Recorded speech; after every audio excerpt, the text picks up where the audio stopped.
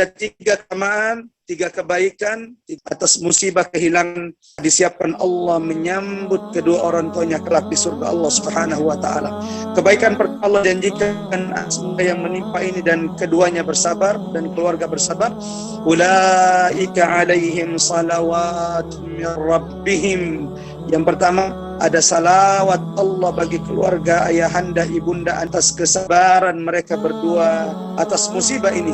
Salawat Allah berarti Allah dengan musibah ini akan menghapuskan dosa-dosa. Allah turunkan maghfirah ampunan untuk keluarga yang bersabar atas musibah ini. Yang kedua janji Allah rahmah ya indiba. Siapa yang tidak bersedih bahkan manusia Rasulullah sallallahu alaihi wasallam ketika ditinggal putra tercinta Ibrahim, beliau menetes mata sampai sahabat Abdurrahman bin Auf berkata, "Wa anta ya Rasulullah, apakah kau ya Rasulullah juga menangis?" Maka Rasulullah berkata kepada sahabatnya Abdurrahman bin Auf, "Ya Abdurrahman, innal aina tadma' wal qalba yahzan wa la naqulu illa ma yurdi rabbuna." Wahai sahabatku Abdurrahman, sesungguhnya mata itu menangis, hati itu bersedih, akan tetapi kita tidak akan mengucapkan kata-kata kecuali yang diridhoi oleh Allah Subhanahu wa taala. Yang ketiga yang dijanjikan Allah bagi mereka yang bersabar atas musibah, wa ulaika humul muhtadun. Bagi mereka ada petunjuk hidayah Allah di atas atau di balik musibah ini. Mudah-mudahan 3 janji Allah anugerahkan bagi ayahanda dan ibunda. Allah turunkan maghfirah ampunan. Yang kedua Allah turunkan rahmat bagi keluarga besar. Yang ketiga musibah ini bisa jadi mendatangkan hidayah besar bagi keluarga yang lain. Satu lagi berita gembira, suatu saat Nabi Muhammad sallallahu alaihi wasallam ketika sedang berada di masjidnya, tiba-tiba Nabi Muhammad mencari seorang sahabat. Aina fulan kana yajlisu huna. Kata Rasulullah, mana fulan yang biasa duduk di tempat ini dan biasanya ia membawa anaknya ke masjid. Sahabat kemudian menjawab, "Ya Rasulullah, tidakkah engkau mengetahui bahwa sahabat yang biasa membawa anaknya ke masjid, anaknya baru saja meninggal?"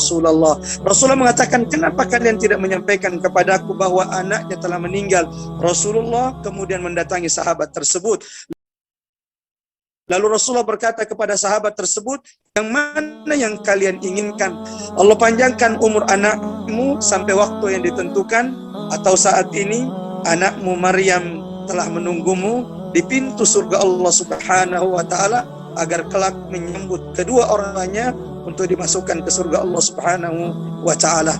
Yang kedua, mudah-mudahan ini peringatan dzikra liman kana lahu qalb untuk diri kami hamba Allah yang fakir ini, buat orang tua liman kana lahu qalb. Mudah-mudahan ini menjadi zikra, peringatan bagi kita yang Allah masih hidupkan hati-hatinya bahwa kullu nafsin dha'iqatul maut, setiap yang berjiwa pasti akan merasakan kematian. Ulama menyebutkan, Ibnu Daqiq rahimahullah, ada 3 kebaikan Allah janjikan bagi mereka yang sering-sering mengingat kematian.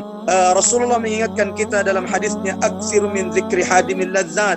Banyaklah, perbanyak kalian wahai umatku mengingat kematian. Ulama menyebutkan ada 3 pahala, ada 3 kebaikan yang Allah berikan bagi mereka yang sering mengingat kematian. 1, man aktsara dzikral maut, barang siapa yang sering mengingat kematian, ujjila bitaubah, Allah akan segerakan taubatnya.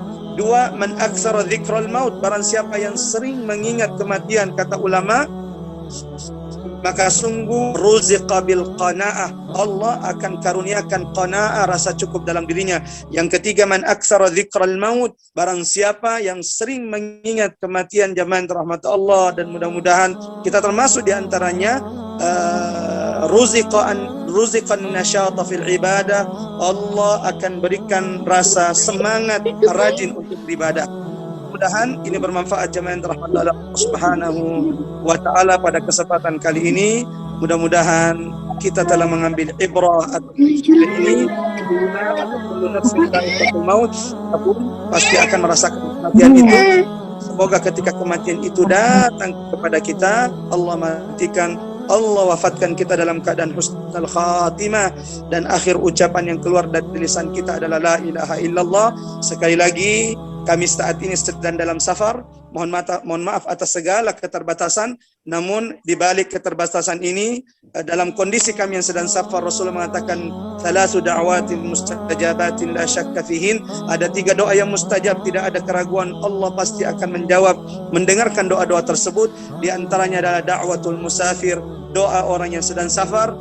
Yang kedua, jemaah yang dirahmati oleh Allah Subhanahu wa taala, doa saya dalam keadaan safar ini bagi siapapun yang telah bergabung bersama kita di takziah ini, semoga Allah mewafatkan kita semua dalam keadaan Islam, dalam keadaan telah berserah diri kepada Allah, dalam keadaan kita mati di atas tauhid. Akhir ucapan kita adalah la ilaha illallah.